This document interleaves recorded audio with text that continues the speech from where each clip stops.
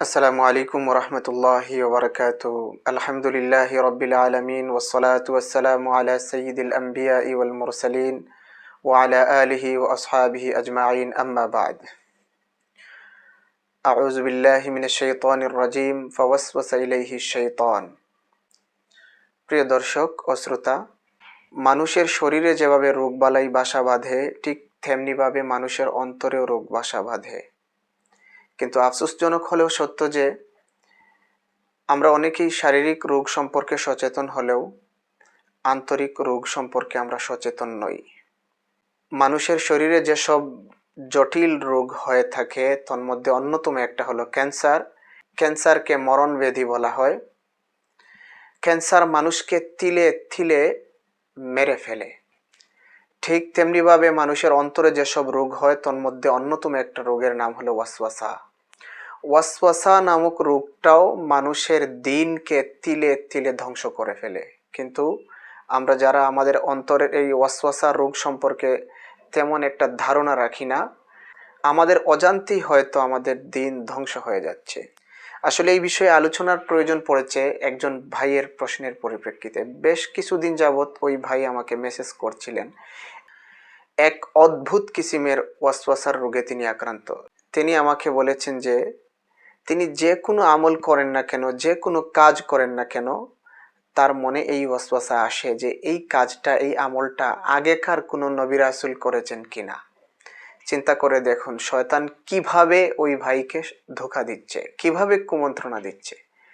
নিজ ধর্মের নবীর ব্যাপারে কোনো ওয়াসওয়াসা দিতে পারছে না, কিন্তু ঠিকই আগেকার কোনো নবী রাসূল এই কাজটা করেছেন কিনা বলে ওয়াসওয়াসা দিয়ে ওনার সেই আমলটাকে মূলত দুর্বল করে দিতে চাচ্ছে। এই ব্যাপারে সবার আগে আমি ভাইকে বলবো, মৌলিকভাবে দুটি কথা বলবো। প্রথম কথা হলো,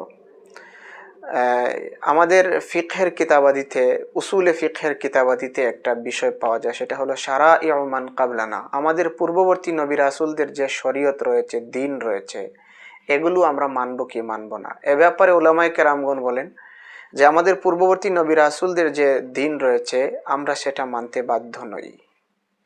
ওই দিন, ওই শরীয়ত ওই যুগের উনাদের উম্মতদের জন্য প্রযোজ্য ছিল। আমাদের জন্য আমাদের নবীর দিন এবং শরীয়ত প্রযোজ্য। আমরা আমাদের নবীর দিনকে ফলো করব।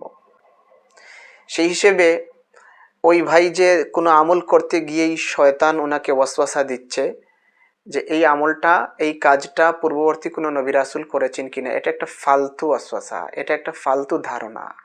আপনার এই আমল, আপনার এই কাজটা আগের কোনো নবী রাসূলের মতো হলো কিনা এটার তো প্রয়োজনই নাই। এটা একটা অবান্তর বিষয়, ফালতু বিষয়। শয়তান আপনাকে এই দিক দিয়ে ধোঁকা দিচ্ছে, ওয়াসওয়াসা দিচ্ছে।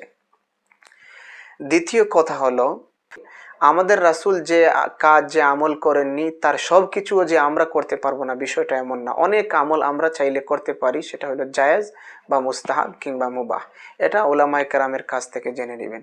তাহলে আপনার এই বিষয়টা একবারে সলভ হয়ে গেল। এই যে কোনো আমল, কোনো কাজ করতে গিয়ে পূর্ববর্তী কোনো নবী রাসূল এটা করেছেন কিনা, এই যে মনের মধ্যে যে ওয়াসওয়াসাটা আসছে, এটা একটা ফালতু। শয়তান এইভাবে আপনাকে ওয়াসওয়াসার মধ্যে নিপতিত করে আপনার দিনকে ধ্বংস করে যাচ্ছে। আপনি বুঝতেই পারছেন না। আপনাকে এখনই এই ব্যাপারে সতর্ক হতে হবে এবং মন থেকে ঝেড়ে ফেলতে হবে। প্রিয় দর্শক, এবার আসেন আমরা একটু ওয়াসওয়াসা সম্পর্কে সংক্ষিপ্ত আলোচনা করি। ওয়াসওয়াসা এটা একটা অন্তরের রোগ। উলামায়ে কেরাম বলেন এটি হলো মারাদুল কলব, অন্তরের রোগ। মূলত মানুষের অন্তরে এসে শয়তান কুমন্ত্রণা দেয়। সুতরাং নফসের বিরুদ্ধে আপনি যদি যুদ্ধে নামেন, ওয়াসওয়াসার বিরুদ্ধে যুদ্ধে নামেন, এটা হবে শয়তানের বিরুদ্ধে যুদ্ধ।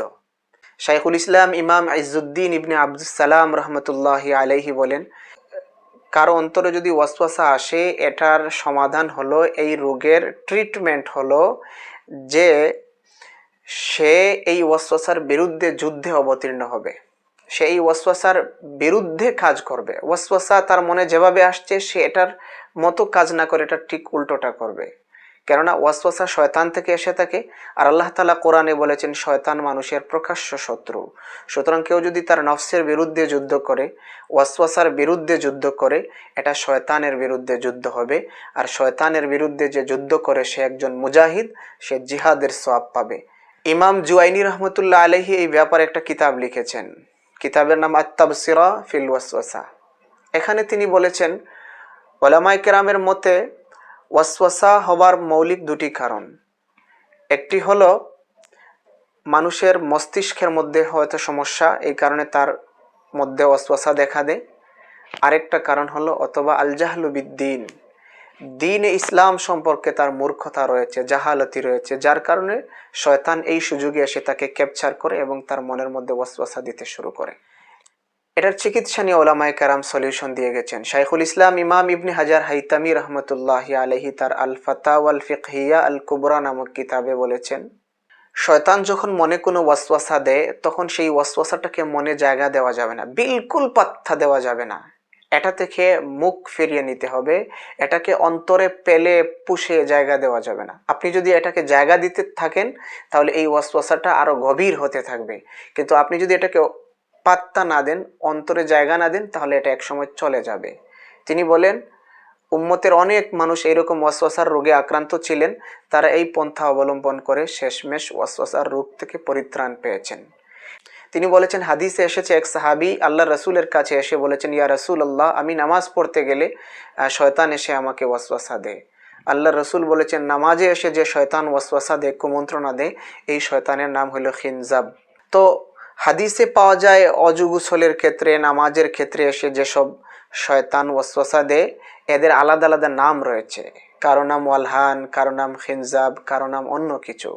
মুসলিম শরীফ এবং বুখারী শরীফের হাদিসে পাওয়া যায় আল্লাহ রসুল সাল্লাল্লাহু আলাইহি ওয়াসাল্লামকে শেখ সাহাবী বলছেন, হে আল্লাহর রসুল, আমার নামাজের মধ্যে শয়তান এসে ওয়াসওয়াসা দিতে থাকে, আমি কি করব? আল্লাহ রসুল সাল্লাল্লাহু আলাইহি ওয়াসাল্লাম বললেন, যখন তোমাদের কেউ নামাজের মধ্যে এরকম ওয়াসওয়াসা পায় শয়তান থেকে, সে যেন বলে আমানতু বিল্লাহি ওয়া রাসূলিহি, আমি আল্লাহ এবং তার রাসূলের উপর ঈমান আনলাম। ওয়াল ইয়াতফুল আন ইয়াসারিহি সালাসান, আর সে যেন তার বাম দিকে 3 বার থুথু নিক্ষেপ করে। আম্মাজান আয়েশা রাদিয়াল্লাহু তাআলা আনহা থেকে আরেকটা হাদিস এসেছে, যেটা ইমাম ইবনুস সুন্নি রহমতুল্লাহ আলাইহি তার আমালুল ইয়াউমি ওয়াল লাইলা কিতাবে উল্লেখ করেছেন। আম্মাজান আয়েশা রাদিয়াল্লাহু তাআলা আনহা বলেন, রাসূল সাল্লাল্লাহু আলাইহি ওয়াসাল্লাম বলেছেন, মান বুলিয়া বিহাদাল ওয়াসওয়াস ফালইয়াকুল আমান্না বিল্লাহি ওয়া বিরাসূলিহি ফাইন্না যালিকা ইউযহিবুহু আনহু। কেউ যদি ওয়াসওয়াসার রোগে আক্রান্ত হয় সে যেন বলে আমি আল্লাহ এবং তার রাসূলের উপর ঈমান আনলাম, কেননা এটা তার থেকে এই ওয়াসওয়াসাকে দূর করে দিবে। তো হাদিসের আলোকে আমরা এই সলিউশন পেয়ে থাকি যে কেউ যদি ওয়াসওয়াসার রোগে আক্রান্ত হয় সে যেন আল্লাহর আশ্রয় নেয়, নাউযুবিল্লাহি মিন যালিক বলে, আল্লাহর উপর ঈমান এবং রাসূলের উপর ঈমান আনে, কেননা শয়তান এই ওয়াসওয়াসার মাধ্যমে আল্লাহ রাসূলের উপর তার ঈমানকে দুর্বল করে দিতে চাচ্ছে। ইমাম নববী রহমতুল্লাহ আলাইহি এখানে আরেকটা সলিউশন বলে দিয়েছেন, কেউ যদি ওয়াসওয়াসার রোগে আক্রান্ত হয় তাহলে শয়তানের মোকাবেলা করার জন্য সে যেন বলে লা ইলাহা ইল্লাল্লাহ, আমি আল্লাহ ছাড়া কোনো মাবুদ নেই। তাহলে শয়তান চলে যাবে, দেখবে যে এখানে কাজ হবে না, বান্দা আল্লাহর পানাহ নিয়ে নিচ্ছে। প্রিয় দর্শক, এত গেল হাদিস ভিত্তিক সলিউশন। উম্মার অনেক উলামায়ে কেরাম আবার এই ওয়াসওয়াসার ফিজিক্যালি ট্রিটমেন্টও করেছেন। ইমাম ইবনুল জাওজি রহমতুল্লাহ আলাইহি এবং ইমাম ইবনু কাইয়িমিল জাওজিয়া রহমতুল্লাহ আলাইহি একটা ঘটনা উল্লেখ করেছেন। সেটা হলো ইমাম আবুল ওয়াফা ইবনে আকিল আল হাম্বলি রহমতুল্লাহ আলাইহির কাছে একজন লোক আগমন করলো। এসে বলল, হে ইমাম, আমি জানাবতের গোসল করতে গিয়ে 1 বার ডুব দেই, 2 বার ডুব দেই, 3 বার ডুব দেই, তবু আমার সন্দেহ যায় না, আমার ওয়াসওয়াসা যায় না। আমি কি জানাবত থেকে পবিত্র হলাম কি না, নাকি আমি এখনো নাপাক থেকে গেলাম, এরকম আমার ওয়াসওয়াসা হয়। অর্থাৎ তিনি বলতে চাচ্ছেন যে এত গোসল করার পরও আমার ওয়াসওয়াসা যায় না, আমি নাপাক রয়ে গেলাম কিনা আমার এই ওয়াসওয়াসা থেকে যায়। তো ইমাম আবুল ওয়াফা ইবনু আকিল আল হাম্বলি রহমতুল্লাহি আলাইহি এই লোকটাকে বললেন, আরে তুমি তো পাগল, তোমার উপর নামাজই ফরজ নাই, কেননা হাদিসে রাসূল সাল্লাল্লাহু আলাইহি সাল্লাম বলেছেন, রুফি আল কালামু আন সালাসিন, 3 ধরনের ব্যক্তির কোনো গুনাহ নাই, আন্নাইমু হাত্তা ইয়াস্তাইকিযা, ঘুমন্ত ব্যক্তি যতক্ষণ না জাগ্রত হয় সেই ঘুম অবস্থায় কোনো অপরাধ করলে তার অপরাধ বিবেচিত হয় না। ওয়াসবিয়ু হাত্তা ইয়াহতালিমা, ছোট্ট বাচ্চা যতক্ষণ না বালেগ হয় ততক্ষণ পর্যন্ত তার কোনো অপরাধ লেখা হয় না। ওয়া মাজনুনুন হাত্তা ইউফিকা, আর পাগল যতক্ষণ না পর্যন্ত সুস্থ মস্তিষ্ক সম্পন্ন হয় ততক্ষণ পর্যন্ত তার কোনো গুনাহ হয় না, কোনো অপরাধ হয় না। আনতা মাজনুন, তুমি তো পাগল, পাগল না হলে কি এরকম ওয়াসওয়াসা কারো আসে কিনা? এইভাবে আবুল ওয়াফা ইবনু আকিল হাম্বলি রহমতুল্লাহ আলাইহি ওই ওয়াসওয়াসার রোগে আক্রান্ত ব্যক্তির ট্রিটমেন্ট করেছেন। এ ব্যাপারে আরেকটা ঘটনা বলে শেষ করবো ইনশাআল্লাহ। হাকিমুল উম্মাহ আশরাফ আলী থানভী রহমতুল্লাহ আলাইহির নাম আপনারা শুনেছেন, উলামায়ে দেওবন্দের একজন সূর্য সন্তান। তাকে হাকিমুল উম্মাহ যেসব কারণে বলা হয় তার মধ্যে থেকে অন্যতম একটা কারণ ছিল যে তিনি মানুষের এইরকম অনেক সময় ট্রিটমেন্ট, দিনই ট্রিটমেন্ট করতে পারতেন। ওনার একজন মুরিদ ছিল এই ওয়াসওয়াসার রোগী। নামাজে দাঁড়িয়ে গেলে, নামাজে দাঁড়ালে বেচারার তাকবীরে তাহরিমা বাঁধতে বাঁধতে বাঁধতে ইমাম সাহেব রুকুতে চলে যেতেন। এটা কিছু মুরিদ এসে ওনার কাছে শেকায়াত করলেন যে আপনার অমুক মুরিদ ইমাম সাহেব রুকুতে চলে যান কিন্তু ওনার তো আর তাকবীরে তাহরিমা বাঁধা হয় না। থানভী রহমতুল্লাহ আলাইহি বুঝতে পারলেন তার এই মুরিদ ওয়াসওয়াসার রোগে আক্রান্ত। তিনি একজন পাঠান লোককে দায়িত্ব দিলেন যে পরের ওয়াক্ত নামাজে যখন ওই লোকটা ওয়াসওয়াসার রোগে আক্রান্ত লোকটা যখন নামাজে দাঁড়াবে তুমি তার ঠিক পেছনে দাঁড়াবে, আর সে যখন ইমাম সাহেব রুকুতে যাওয়ার সময়ও শুধু তাকবীরে তাহরিমার জন্য আল্লাহু আকবার বলে হাত উঠাতে থাকবে আর বাঁধতে থাকবে, উঠাতে থাকবে আর বাঁধতে থাকবে, মানে ওয়াসওয়াসার মধ্যে থাকবে সে। তখন তুমি খুব সজোরে তার পিঠে একটা জোরে কিল দিও, একটা ঘুষি দিও। তো ওই পাঠান মুরিদ থানভী রহমতুল্লাহি আলাইহি এর কথা মতো ওই ওয়াসওয়াসার রোগী লোকটা যখন এইভাবে তাকবীরে তাহরিমা একবার বাঁধতে থাকে এবং একবার ছাড়তে থাকে ওয়াসওয়াসার কারণে, তো সেই পাঠান লোকের কিল তো বুঝেন, ঘুষিটা বুঝেন, এত জোরে ঘুষিটা মারলো যে ওই ওয়াসওয়াসার রোগী আল্লাহু আকবার বলে জোর করে এই যে হাত বাঁধলো তাকবীরে তাহরিমা, আর কখনো তার কি হয় নাই, এই ওয়াসওয়াসাটা হয় নাই। তো থানভী রহমতুল্লাহ আলাইহি এই ওয়াসওয়াসার ট্রিটমেন্টটা ফিজিক্যালি করেছিলেন, এজন্য তাকে হাকিমুল উম্মাহ বলা হয়। এই ঘটনাটা আমাদেরকে আমাদের মরহুম উস্তাদ হযরত হাবিবুর রহমান আজমি রহমতুল্লাহ আলাইহি দারুল উলুম দেওবন্দের দাওরায়ে হাদিসে সুনানে আবু দাউদের দর্সে বলেছিলেন। মানুষের মধ্যে মস্তিষ্কে যদি সমস্যা থাকে তাহলে মানুষের মধ্যে ওয়াসওয়াসা হয়, তার সব আমলে ওয়াসওয়াসা দেখা যায়। দেখা গেছে সে অজু করতে করতে করতে করতে তার অজু হচ্ছে না, তার কেন যেন মনে হচ্ছে তার অজু হয় নাই। নামাজ পড়তে গিয়ে তার কেন যেন বারবার মনে হচ্ছে তার নামাজ হচ্ছে না। এরকম লোক শুধু অজু গোসল তহারতের ক্ষেত্রে নয়, এদের এমন সমস্যা হয়, আল্লাহ মাফ করুক, এমন ওয়াসওয়াসার রোগী এরা ইমানের মধ্যে পর্যন্ত এদের সমস্যা হয়ে যায়। এদের অনেকেই আল্লাহ রাসূলের উপর ইমান আনার পর মনে করতে থাকে যে তার ইমান হয় নাই, তার ইমান ঠিক না, তার মনে হয় ইমান নাই। অত্যন্ত মারাত্মক একটা রোগ। কারো মধ্যে যদি অজ্ঞতা মূর্খতা থাকে তাহলে তার মধ্যেই এইসব ওয়াসওয়াসা দেখা দেয়। আমরা আসলেও বাস্তবে দেখতে পাই যেই লোকগুলো বেশি দিন প্র্যাকটিস করে, দিনদার, নামাজ কালাম রোজা ইত্যাদি দিন প্র্যাকটিস করে, শয়তান মূলত ওয়াসওয়াসা এদেরকেই বেশি দিয়ে থাকে, যাতে করে এই লোক তো আর শরীয়তের সব কিছু জানে না, এরে এইভাবে ওয়াসওয়াসা দিয়ে দিন থেকে সরিয়ে দেওয়া যায় বা তার দিনটাকেই পুরো একটা মানে নষ্ট করে দেওয়া যায়। তারপরেও আমরা দেখতে পাই অনেক আলেম পর্যন্ত এই ওয়াসওয়াসার রোগে আক্রান্ত, নাউজুবিল্লাহি মিন যালিক। আমার জীবনে অনেক আলেমকে আমি দেখতে পেয়েছি, অনেক মজবুত দিনদার মানুষকেও দেখতে পেয়েছি ওয়াসওয়াসার রোগে আক্রান্ত। এটার ইতিহাসে একটি দলিল রয়েছে। ইমাম মালিক রহমতুল্লাহি আলাইহির উস্তাদ ছিলেন আবু বকর আব্দুল্লাহ ইবনু হুরমুজ রহমতুল্লাহি আলাইহি, 148 হিজরি সনে মৃত্যুবরণ করেছেন। মদিনার ইমাম ছিলেন ইমাম মালিকের উস্তাদ। উনার মতো ব্যক্তি পর্যন্ত এই ওয়াসওয়াসার রোগে আক্রান্ত ছিলেন। তিনি ইস্তেঞ্জায় গেলে উনার ইস্তেঞ্জা শেষ হতো না, ওই পবিত্র হতেই থাকতেন। তিনি অজু করতে গেলে তার অজু শেষ হতো না, অনেক লম্বা সময় নিয়ে অজু করতেন, কেন যেন তার মনে হতো অজু হচ্ছে না।